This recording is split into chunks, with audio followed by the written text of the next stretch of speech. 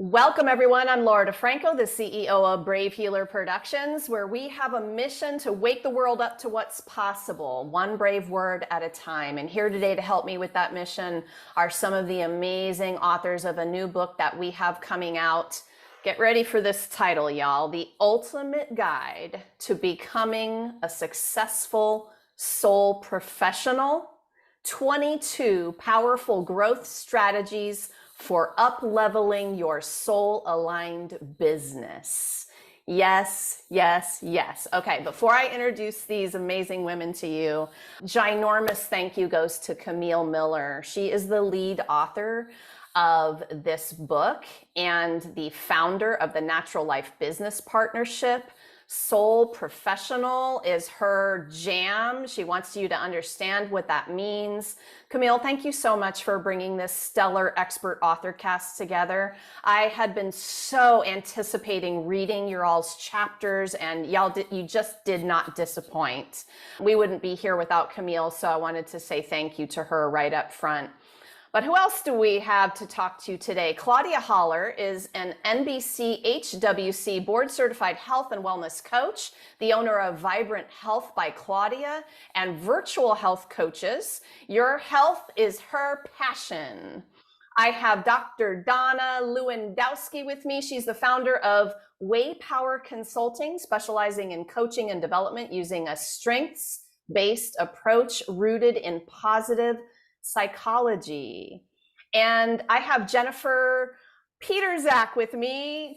She combines her work as a certified public accountant with energy clearing and other modalities to ensure her clients receive holistic care and value as they decipher the language of their business. The numbers. Oh my God, the numbers, Jennifer. I loved your chapter. All right, Renee McDonald is with us, and she has 20 years of experience providing therapy and coaching and is the founder of AOTT and Wellbeing for Me, where she helps clients heal, grow, and transform. Phew, all right, you guys. If you don't understand the power of the women I have in my Zoom room today, I don't know what's going to do it for you, but let's hear from them.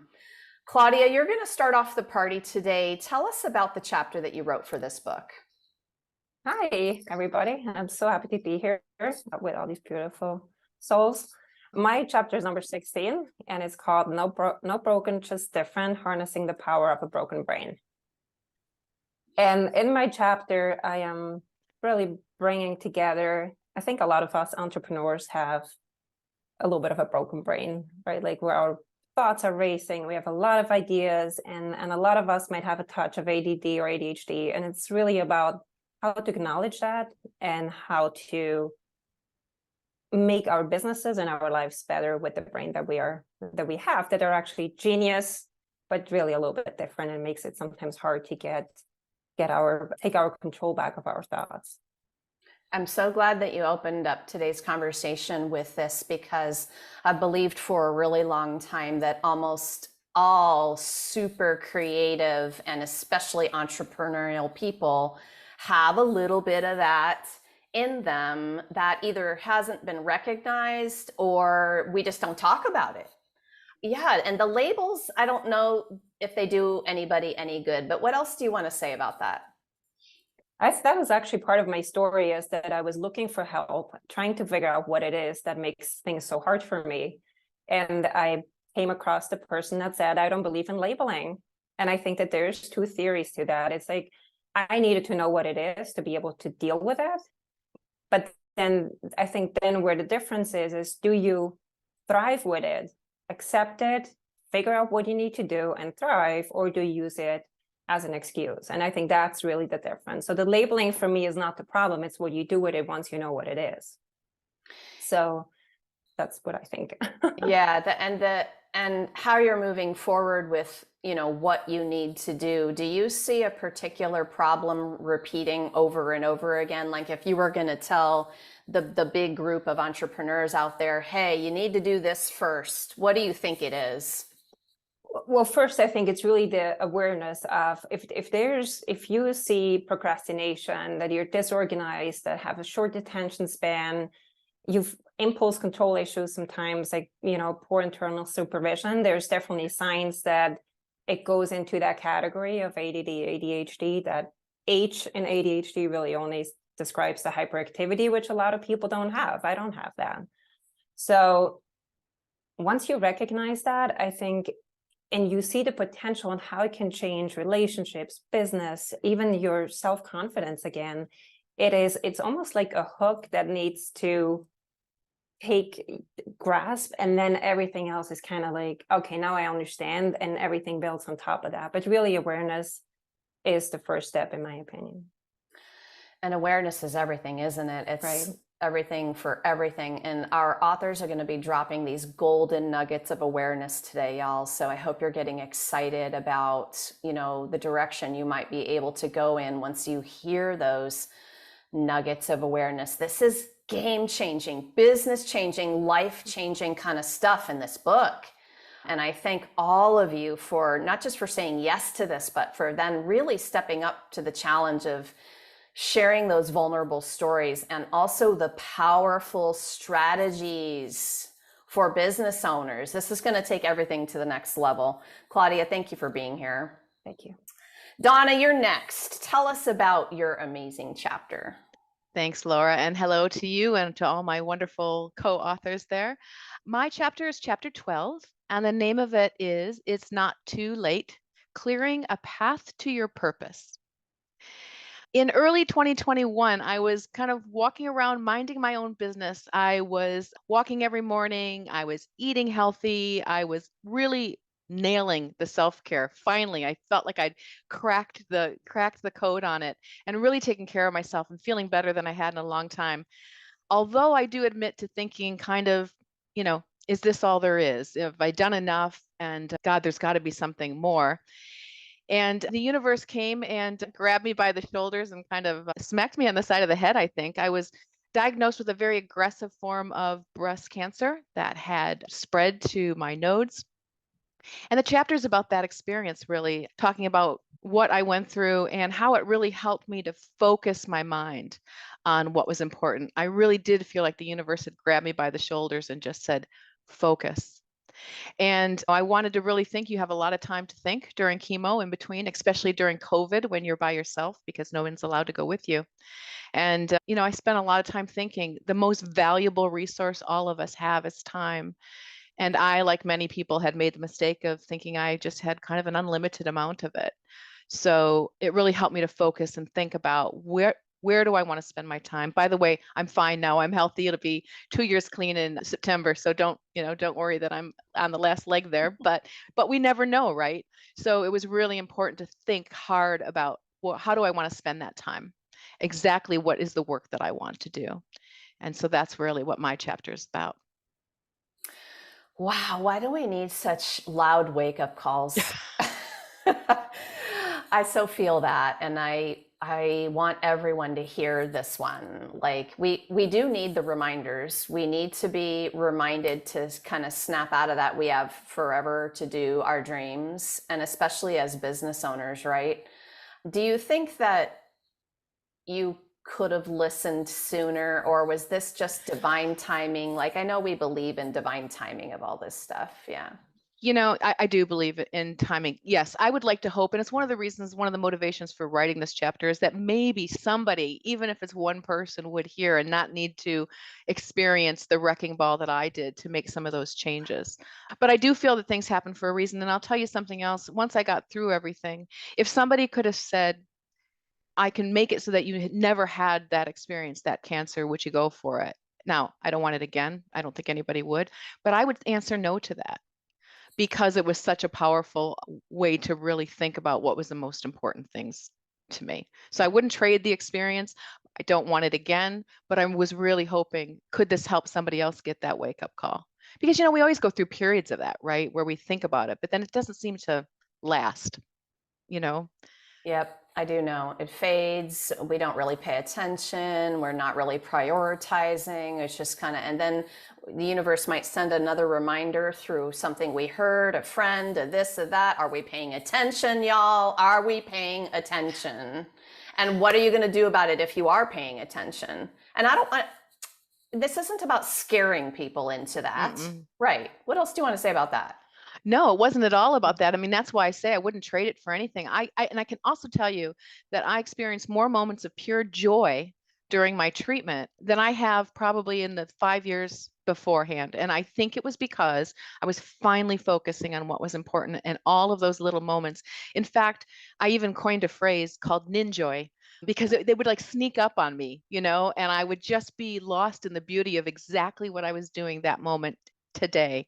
And that's what I'm trying to do, is to make sure that those kind of pieces of that journey that I hold on to. Ninjoy. Ninjoy, I isn't that a great love word? it. It is. I'm going to have to use that in my next book. Awesome. You're welcome. Thank you, Donna. Thank you so much for being here Sure. and for sharing that story. And for, again, just another thank you to all of you for it. It's one thing to have these stories, but then to choose to write them in a book that is going to be published for the world to read is quite a thing. Takes a warrior, y'all. You're good. I'm saying y'all a lot today, I realize. I think I might have been a cowgirl in another life. Jennifer, are you ready to introduce yourself? Sure. Laura, thank you for having me. And I can't believe I am paired with this group of amazing women. You all have wonderful stories, and thank you for sharing them. My chapter is chapter 9. It's a financial breakthrough in reading your numbers with confidence. I am a CPA, so that is the basis for, I'm going to call my healing practice, because everything and anything that we do can be healing, right? If we're looking for those things that are difficult or holding us back. And oftentimes, as I've been doing tax and accounting work for many years, I find that people show up in a position of feeling some kind of emotion or charge or not enoughness sometimes when they come to their numbers and really want to use that as a tool and skill set to make better decisions in their business, right? And I have found that by pairing things like Akashic record readings for individuals in business, as well as energy healing, I can really take a holistic approach when something like that comes up and not just shove it under the rug and get through whatever we're there to get through. And so that's how my strategy came to be. It's very basic. It brings emotion and numbers together. And I'm really excited for people to start seeing this and trying this. Me too. I think that the way that you combine these things, and this is, oh my goodness, I've got a whole question for all of you about this later. But the way that we combine it, we're doing a holistic kind of business, but this is a game changer. I told you earlier that I loved your chapter. The reason that resonated so much with me is because the numbers were bringing up fear for almost my whole career. And at one point I had to pause and go, why am I afraid of this? Like, the numbers should be my friend, and it should be what I get excited about instead of this other direction I was going with my emotions. What else do you want to tell us about that? Yeah, it's very common, and it can be like really buried too, because society, especially if you're in the business world, kind of pushes that out of you. You have to know your expertise, you have to know what you're doing, and you have to be able to quantify it in many cases. And so that just can bury some of these things that have come up. I like to use the chalkboard math example. I think I might have put that in the beginning of my strategy, which is, if you remember grade school math, going up to the chalkboard and doing an exercise and, feeling the anxiety of doing that. And, at least you weren't up on the board by yourself, but, you're comparing yourself to how fast other people are going through their exercises. All of those, that full body experience sometimes comes out when people sit down in front of me with a page of numbers. And, it's like, oh my gosh, do I know what I need to know? Am I going to feel a certain way? Is that fear comes back up in those circumstances. So unless we recognize that, okay, I've had some quote unquote traumatic experiences with math or money, and that I carry that with me. This is a great opportunity for my clients to release that. And so I want to honor it and acknowledge that. Yeah, really important. Are they going to think I'm stupid? Am I stupid? Like, holy crap, you guys, that's rough. And here, you know, here we are, grown women running businesses, and that little kid trauma is surfacing up, trying to sabotage us, you know, at this point in time. Like I do have to talk to myself, and I do that. I'm like, Laura, no, you're an intelligent woman. You have a lot of awareness. You can do this. You find the right kind of people and the right community, like we have in this book, to help you. You're golden, right? So I love that, Jennifer. I think it's really important for people to understand what's possible in terms of understanding your numbers and even loving a spreadsheet. Can you imagine, you guys? Yeah, right? Wild. Yes. Oh my goodness. Thank you so much for being here, Jennifer. Absolutely. Renee, are you ready to tell us about your chapter? Yes, thanks for having me on, everyone. And I'm so pleased to be here with everyone. And these are the lovely ladies here and you guys. So my chapter is chapter 21, and it's the USP solution. And it's all about how your own adversity is your unique selling point. So I guess I don't know how much you want me to share about that initially, but where would you like me to go with it? Well, let me just say that I loved this. I love that you used this in your title, and it helped me understand what that even meant. So let's start there. If you were going to help our listeners today, you know, where does that traditional initials come from, and how did you tweak it? Okay. So, well, before I was a therapist, I used to be a marketer and used to work in the film and TV biz, and, you know, used to do a lot of different things. And so we used to talk about, this is old school stuff. We used to talk about USP all the time with products, with services, you know, whether it was, you know, selling Coca-Cola or selling, you know, Kentucky Fried Chicken or McDonald's or any of those kind of products, you know, when we were doing marketing campaigns, particularly for television commercials. Okay, so there's that kind of, you know, how does McDonald's differentiate themselves from Kentucky Fried Chicken? You know, what's the differentiated points? We don't think enough about ourselves in the same capacity in a service-driven model because our ego gets in the way. So this is where it's really interesting. And so I've gone down a lot of rabbit holes around that because that's been my biggest challenge when I've gone to, I guess, social media marketing events and trying to wrap my head around it. I've studied this stuff in the past, used to work in this area, and then now I'm working, trying to promote myself, but I don't want to be that ego place. But I also don't want to not tell clients about what I do because I think I can help them, you know, and so that's a big part of it. So I had to really delve deep into that for myself to work out what my unique selling points were. And then I do that for other people. I do a lot of business coaching for soul-based businesses. You know, so a lot of therapists were coming to me, how did you work out how to market yourself, Renee? How did you do that? And it was actually my own adversity that actually I was effectively marketing to, you know, the general public, because I had a lot of different personal experiences that I believe made me a different therapeutic coach. Yeah. Yeah, I love this topic so much. I often say to authors, you know, everything has been done, said, written about before, but not by you. And so when we figure out the you in you and we market that, oh, the M word, y'all don't like to hear, you know, the marketing thing because we're not super great at it. But the authors in this book, you guys, they're good at it. And they're good at it for this reason, because they understand who they are at the core. Yeah. What else do you want to tell people about what's most important to understand about that, Renee?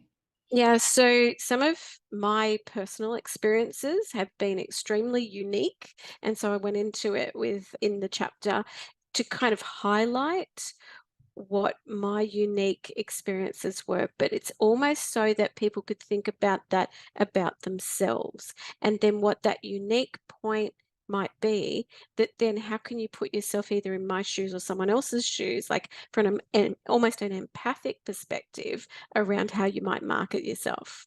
So that's what the chapter is effectively all about. But it's a kind of a story around me losing a friend and how now I'm now starting to channel her, and how I believe she's one of my cheer squads and helps me market it myself in a different way.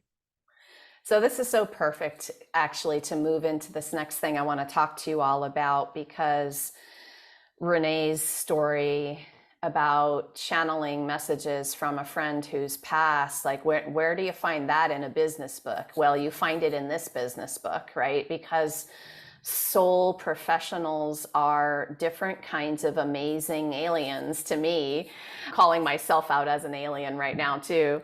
And I want to talk about this. Donna, what does it mean to you to be a soul professional? Such a great question. And I'm shaking my head yes, because sometimes you do feel like, one of these is not like the others, because of the way that we do it. For me, what that means is taking my interests and my talents, of which I, at this point in life, pretty self-aware of. Like you said, Laura, you've got this self-awareness. Same for me about what I'm interested in and what I'm good at, but harnessing that in a way that has the biggest impact for other people. And then that ultimately will be the legacy that I leave this time around, and it's really important. I think as we get older, and that's why I say it's not too late, is, I'll be 65 in November. And so you really start to think about how many marks can I make for people? How many people can I get to where they want to go? And I had put together a mission statement or a vision for myself a couple of years ago, and I keep it on my desk, and it's every day I'll touch a heart, encourage a mind, nurture a soul, inspire a soul, and nurture myself because I can. And I think that's the key part too, is authentically, but it's not a time to put your light under a bushel. And that authenticity, when it comes through, people gravitate towards that because they see that you have something to offer them. And I think that brings them to you. So the marketing becomes a bit easier, to be honest. Agree. Fully agree with that. Thank you, Donna. I love that answer to that question. And I love hearing all of the answers to these questions. It's the reason for the collaborations, because I know that we need all your voices. We need all of the ways you all talk about soul professional, right? Jennifer, you're next on this one. What does it mean to you to be a soul professional? It's the deepest kind of relationship with work, I think. We live in a society where it's business, it's not personal, is thrown around quite a bit. And I think a large population has woken up to, wait, everything I do is personal. So how can that be?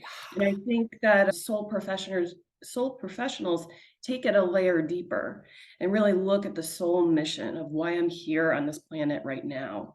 And who am I here to serve?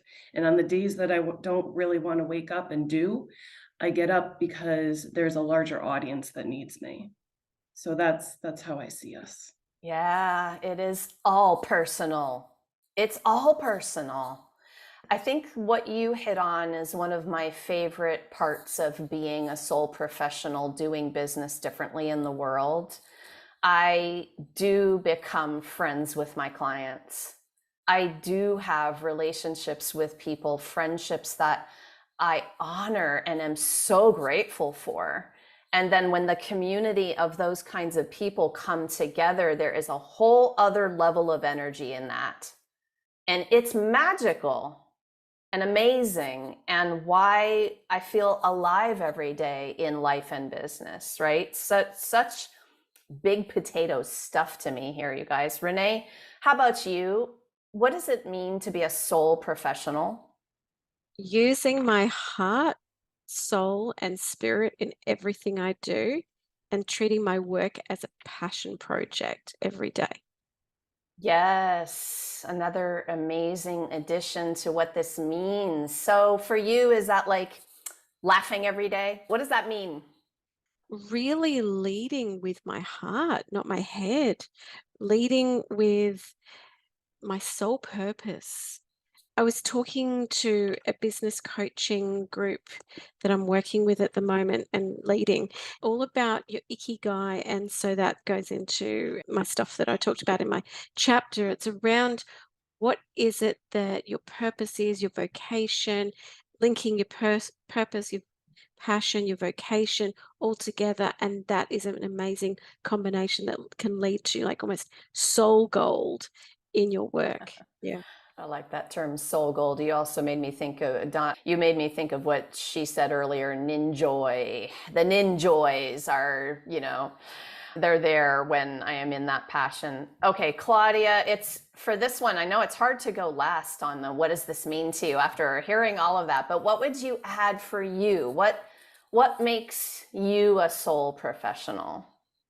It's actually not hard. I mean, it was all very inspiring, and these meeting all of you and every event always is so inspiring.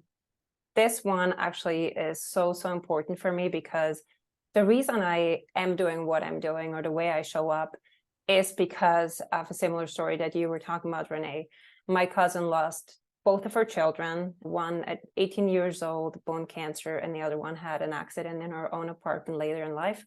So she lost both of her kids, and it definitely challenged my faith. And the only way I could deal with it is saying, I'm going to show up because you guys never got a chance to. They were great kids, like all kids are great kids, never got a chance to shine. And I was like, I cannot hide anymore. I don't have the right to not show up because you guys never got a chance. So I truly every night check in with the two of them and say, did I show up? And so for me, what that means, so to bring that back to the soul professional, is to really be embracing who I am and to stop trying to be somebody I'm not.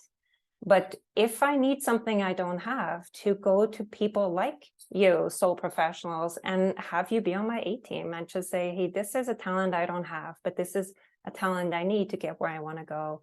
And meet with people that really at that same vibrancy that I think we are, So that's what it means to me, is really to embrace my gifts, my talents, and show them fully, and take help when I need it and where I need it from other people. I love the question you're asking yourself too. Did I show up today like in the way that I wanted to, right? That meant the most to me. I love that. And of course, it makes you think of everybody in your inner circle, your family, the people that are closest to you, living with you every day. I love the feeling of all the ways you talked about soul professional.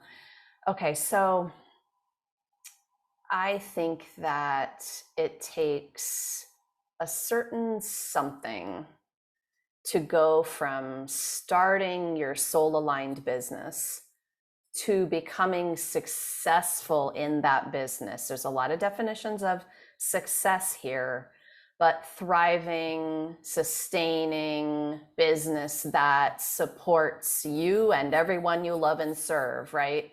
That could be time, energy, resources, money, all of it. So Jennifer, what do you think is one of the most important things about creating that success in business?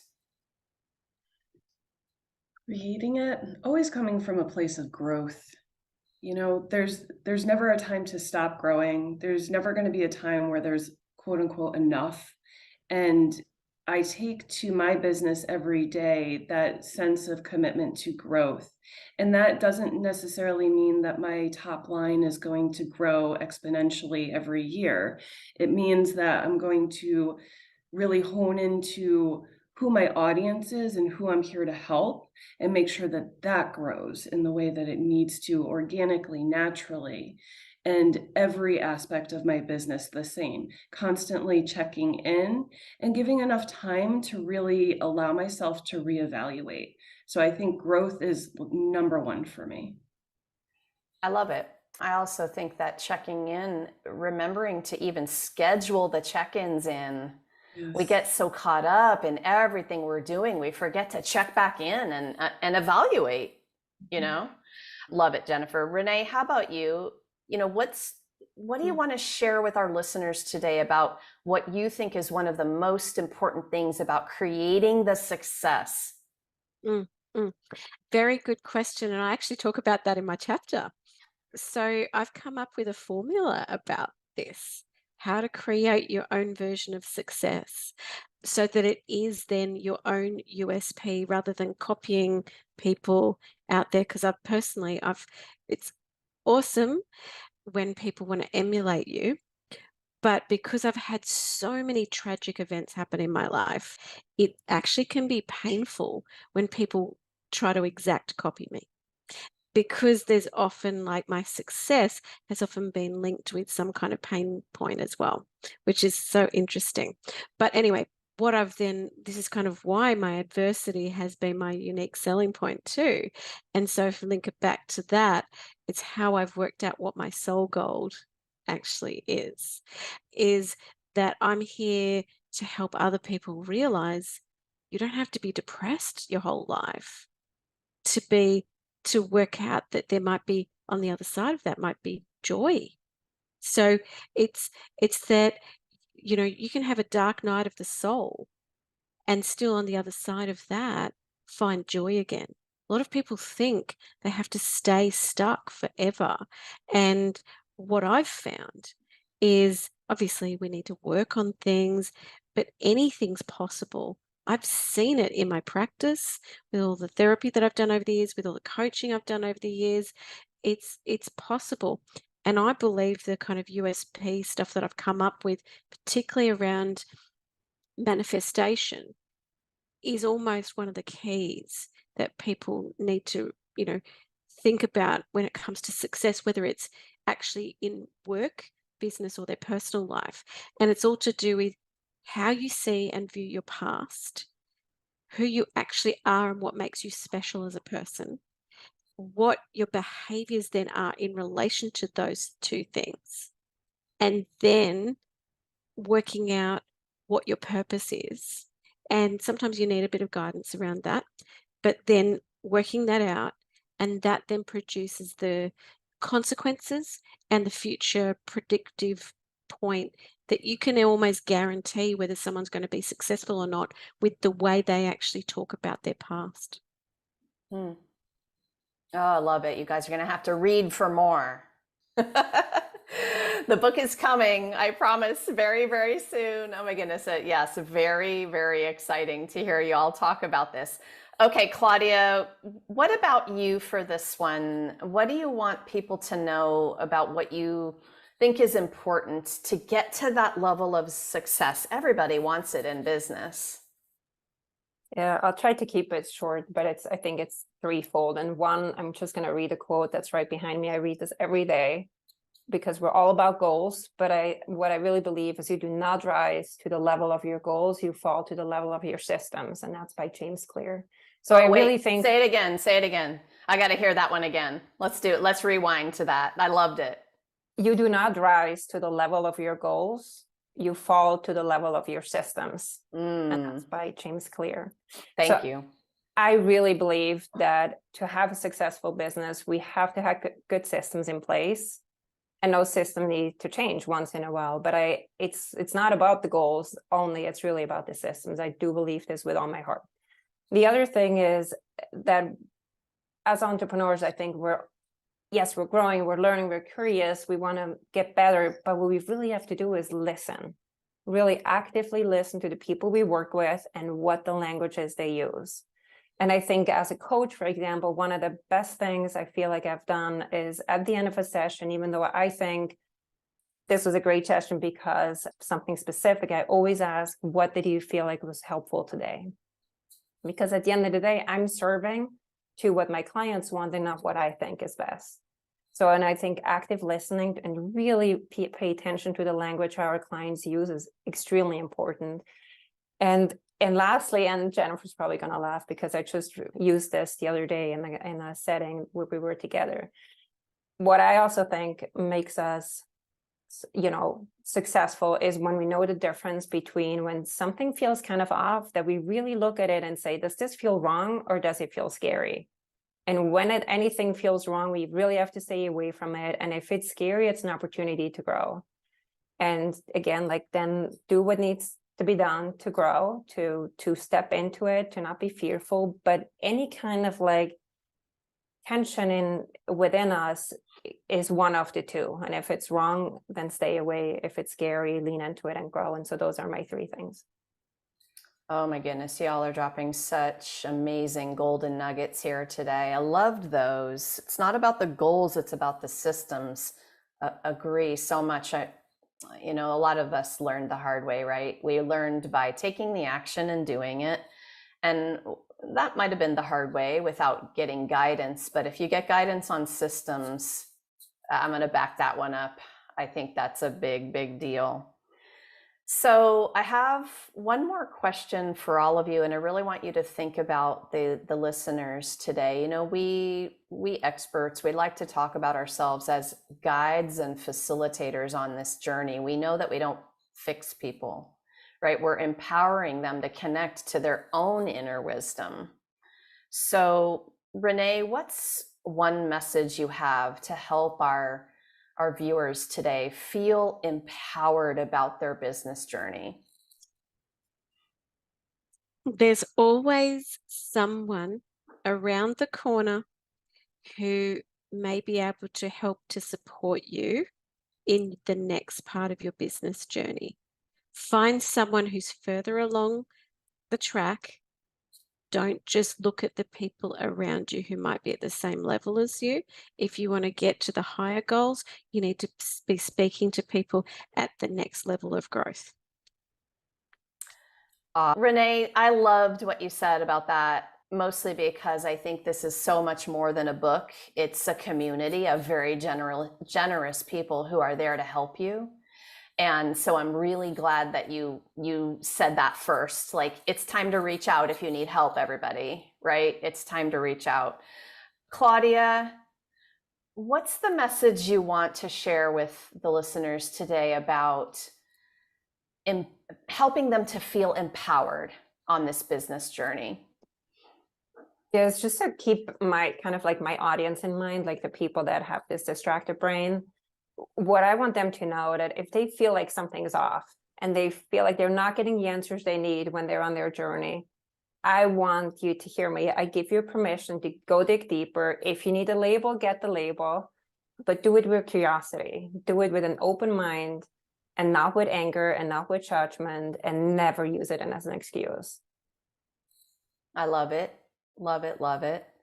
Jennifer, you're going to close us out with this one. So let me repeat this one more time for everybody. I want you to sink in with these answers and feel your power today. So Jennifer, what's that message you want our listeners to understand so that they can feel empowered on their business journey? It really is calling out that they do have their own inner wisdom at every possible corner. Oftentimes, people are coming to me for advice. And yes, I have a certain expertise and I can provide advice and guidance, but I always try to bring it back to what are your feelings and needs? I know that sounds like something that an accountant might not really need to talk about, but our feelings and needs coupled with the math is what's going to help us uncover what our inner wisdom is. So just creating a space that allows people to come back to that inner wisdom and realize that it's right there for them. The emotions and the math. I love it. I love it. I love it. So really just the hugest thank you to all of you today for what you do in the world and for being here to share it with everyone. For our listeners, I know that if you heard something today that really moved you, you're feeling the goosebumps like I am for some of these authors and what they're sharing today. Maybe you're curious. Maybe you have a question, you want to continue the conversation, right? So drop down into the show notes because I've hooked everybody up with their websites, their links. They are very generously there for you to take the next step and answer that question, give you the support you need, take you the next step on your journey. So please explore, see what they're up to, because it's a lot of awesomeness. And for all of you, you're invited to join our book launch party. That's going to be coming up on July 14th. 11 a.m. Eastern. We're going to be on the Brave Healer Productions Facebook page, but you can also join us on Zoom. And I have some information down below for that. We're going to have all of the authors of The Ultimate Guide to Becoming a Successful Soul Professional there, sharing their inspiration with you. We're going to have a fun party day. And if you happen to be listening to this interview anytime after that date, well, that just means you got to hop over to Amazon because the book is ready for you and you can dive in right away, get on your journey. Lastly, today, everyone, remember, your words change the world when you're brave enough to share them. So it is time to be brave. See you next time, everyone.